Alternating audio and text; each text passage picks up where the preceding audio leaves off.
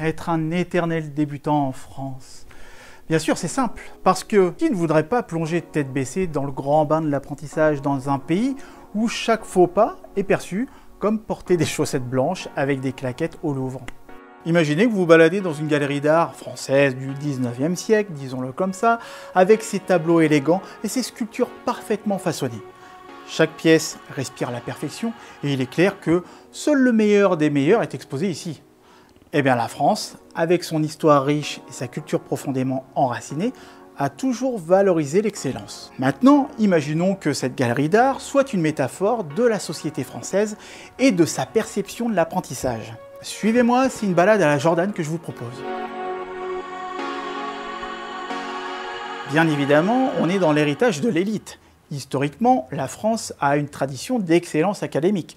Pensez aux grandes écoles comme l'école polytechnique ou l'école normale sup, etc.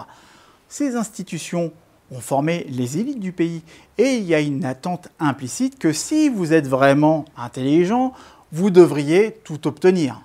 Et encore, on confond intelligence avec capacité d'apprentissage. Mais il y a aussi la peur de l'échec. Dans ce contexte, l'échec est vu non pas comme une étape d'apprentissage, mais comme une preuve de non-appartenance.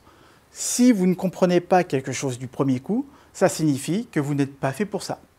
On vous considère alors comme un loser et on vous rejette. C'est la structure du système actuel qui fait que on en est là. Le système éducatif français est rigide. Il y a des examens standardisés, des programmes parfois obsolètes et peu de place pour les erreurs. Si vous déviez du chemin tracé, vous pourriez vous retrouver à la traîne. Tout ça, c'est en lien avec les attentes culturelles.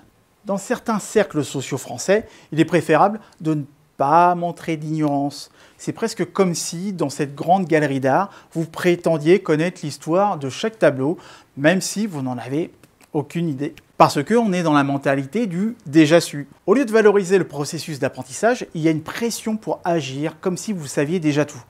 Après tout, qui veut être le seul dans la pièce à lever la main et à dire « moi je sais pas, ah moi je comprends pas ». La curiosité pure, l'amour d'apprendre pour le plaisir est parfois vu avec suspicion.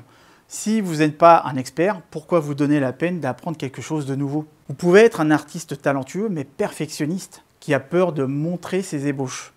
Dans d'autres cultures, le processus d'apprentissage avec toutes ses erreurs et ses tâtonnements est valorisé tout autant que le produit fini. Mais en France, il y a cette pression pour présenter seulement le chef-d'œuvre fini. Donc voilà pourquoi être un éternel débutant pourrait être la meilleure chose que vous ayez jamais faite. Dans un premier temps, ça vous permet d'apprendre tout au long de votre vie. Les temps changent vite et avec la transformation numérique, les crises sanitaires et changements climatiques, se reposer uniquement sur ce que vous avez appris à l'école ne suffit plus. Les entreprises voient la valeur de la formation continue. Ils investissent dans la formation car ils voient la difficulté de trouver des candidats qualifiés. Et le truc cool, c'est que les employés veulent aussi continuer à apprendre. La jeunesse et l'apprentissage. Bien sûr, la plupart des gens associent l'école et l'apprentissage aux jeunes. Les adultes qui commencent de nouvelles activités sont souvent vus avec condescendance. Pourtant, il y a tellement de plaisir à découvrir de nouveaux mondes. C'est un gaspillage pour nous tous de ne pas être débutants tout au long de sa vie. C'est une manière aussi de se lancer de nouveaux défis, si vous êtes inspiré par votre curiosité. Comme les enfants qui grandissent en étant curieux de tout. Plutôt que d'être simplement spectateur, lancez-vous dans des nouvelles activités. La science du début. Essayer de nouvelles choses pour le plaisir, c'est comme le début d'une histoire d'amour. Votre cerveau est surchargé, hyper conscient et émerveillé par la nouveauté. Donc allez-y. Et vous serez libéré des attentes aussi. Quand vous êtes un débutant, vous n'êtes pas à vous soucier des attentes. C'est libérateur. Vous pouvez vous lancer dans une nouvelle compétence sans la peur d'être jugé. Quand je me suis lancé à mon compte, j'ai réutilisé un outil e-learning que j'utilisais quand j'étais consultant salarié. En 2 mois, j'ai appris plus de choses qu'en 3 ans de consulting. J'ai pris le temps d'explorer les fonctionnalités et maintenant, je le maîtrise. La courbe d'apprentissage. Les premiers stades de l'apprentissage sont les plus passionnants. Vous voyez des progrès rapides, bien évidemment, c'est aussi le moment où vous faites le plus d'erreurs. Mais c'est ce qui rend l'apprentissage efficace. Les vieux cerveaux aussi peuvent continuer d'apprendre. Les recherches montrent que même les cerveaux vieillissants peuvent apprendre de nouvelles compétences. Cela peut même stimuler la plasticité cérébrale et contribuer à la longévité, la valeur de la curiosité. Dans le monde actuel, il y a une forte pression pour être un expert dans un domaine précis.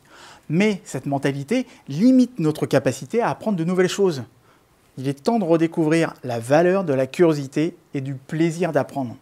Et la valeur de l'échec. Apprendre à échouer est essentiel pour apprendre. C'est comme quand vous étiez bébé et que vous appreniez à marcher.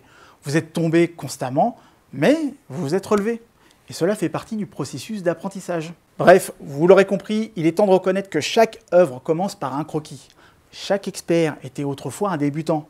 Et il est temps de valoriser et de célébrer votre exploration vers une destination d'apprentissage avec tous ses hauts et ses bas. Donc soyez ouverts aux nouvelles expériences, attendez-vous à des défis et rappelez-vous que l'échec est une étape essentielle du processus d'apprentissage. Merci d'avoir suivi cette vidéo, j'espère qu'elle vous a plu. Pensez à liker, partager et commenter cette vidéo, ça me fera toujours plaisir.